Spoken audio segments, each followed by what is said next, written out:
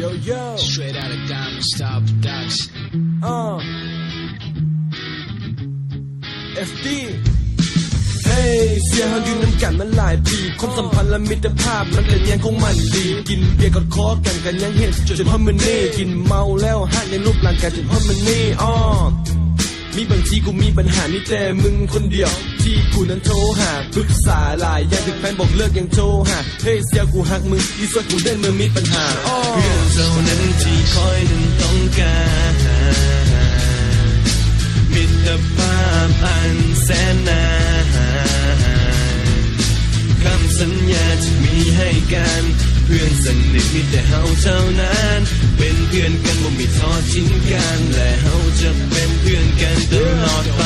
ไปน้ำกันเห็นอีกอย่างก็เฮ็ดช่วยกันซื้อแบบซี่มาถง3,000มีหลอดเดียวยังดูดน้ำกันมีเรื่องก็ช่วยกันเสียใจก็ปลอบใจกันเพราะทำมันเสียวกันมีอย่างต้องช่วยเหลือกันเรื่องหมู่เรื่องคู่กูช่วยได้ทุกอย่างมีอย่างก็สร้างของมึงโทรมากูไปได้ทุกเวลาสิใกล้สิไกลกูไปหาได้ถึงแม้บางทีอาจต้องแย่งกูเฮ็ดได้เพื่อสู่พอเพียงได้สู่หาหมู่กินหาง่ายหมู่ตายมันหายากเดี๋ยวนี้สมัยนี้ซอกโคจริงใจมันหายากปากหวานก้นเปรี้ยวของสังพวกนี้ขนาดแต่ถึงใดอยากกูมีสู่เพียงข้า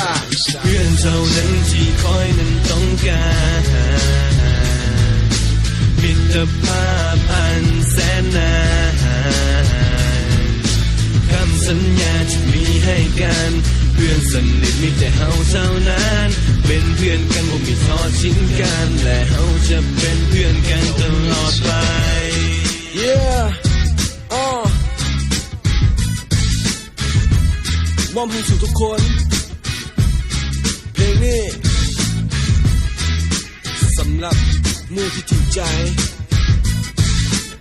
เสี้ยวที่จริงใจ